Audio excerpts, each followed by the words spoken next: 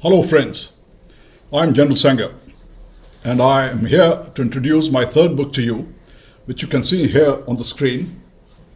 It's titled 4 Decades in Olive Greens, Pride, Passion and Perspectives.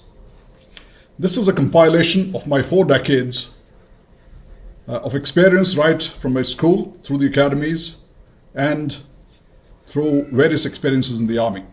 And my experiences can be categorized into the great, good, bad and the ugly. This book is written in 2 parts. The part 1 is titled Reminiscences, and it's all my experiences. A lot of them not very flattering indeed. Some space has been given to my command philosophy, and I always believed that a command philosophy has to be based on 2 caveats. The first one is that as long as you're in command, you'll be scared of nobody. Not even God, because for men, you are the God and they expect you to resolve all their problems.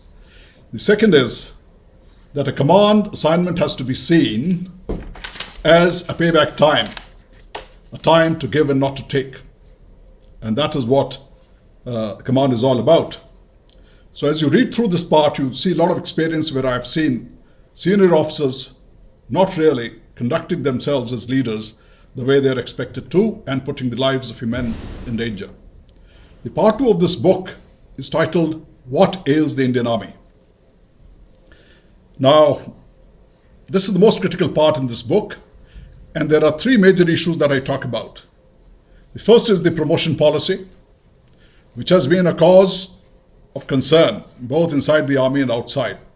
And it's the belief of the environment and my own, that the promotion policy today is promoting mediocrity at the cost of merit based on parochialism, which is regimental, corps, and sometimes even community-based. That's not good news for the army. The environment believes that the chief, as far as promotion of Major General to Lieutenant General is concerned, has become the unbridled kingmaker, and he decides without accountability who gets promoted and who does not. If you want that India must win every war that you're going to fight in future, if you do, then you've got to make sure that merit is the only basis on which promotions are made. And if I ask you this question, over the last 2 decades, how many chiefs have left a legacy that you would be proud to remember? You get the answer. The second issue that I talk about is professionalism, the much touted professionalism. And if you actually carry out a reality check of where we are, it's my belief, and I've seen that throughout my service, even as a divisional commander, that we are not where we should be. And the same goes for our hierarchy, and it's my belief that they need to put in a lot of work before they are ready to lead this army for the future war. The second thing that I talk about, or the next thing that I talk about, is the role that the senior hierarchy is playing in the army. And it's my belief that they are punching well below their weight. We expect them to have a vision and a purpose, and make sure that vision and purpose is implemented. Let me quote you 2 incidents. First, and I was witness to both. What would you think if a division commander decided to capture a piece of ground, not because it was going to improve your defense posture, but because he wanted to give a birthday present to the army? All that I can say is it can't be any more disappointing than it is. On more than one occasions, I have heard army commanders tell a group of officers that you think the army commander is a big man. I'm sorry, army commander is just another man. Give me a break. We've got just 7 army commanders on whom rests the security of this country. And if this is what they feel, then I don't think your future is very bright. We expect a lot more. We expect them to have a wise understanding that when they talk in unison, the powers in the MOD and the government have no choice but to listen. Now, the third thing which concerns me is the awards and rewards policy and practices. And to me, it has been reduced to the point of vulgarity. And I think the army has started awarding people for doing just the routine and going through the motion of their command assignments. I think nobody takes that seriously, and I think we need to fix those problems. Officers in the star rank don't need awards for motivation.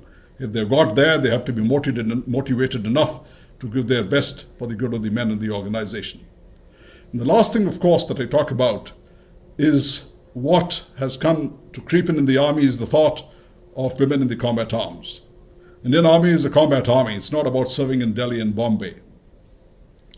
While nobody doubts the women's capability to perform many of the jobs that men perform, and I do believe that they can perform a lot of them a lot better, but their roles as mothers, as homemakers, as husbands, and the basic fulcrum on which the family rests places on them great amount of challenges and demands.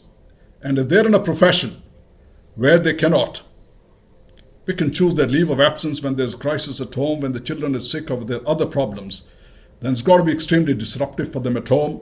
It's going to be extremely disruptive for them, for the army. Therefore, we not need to have a look at that.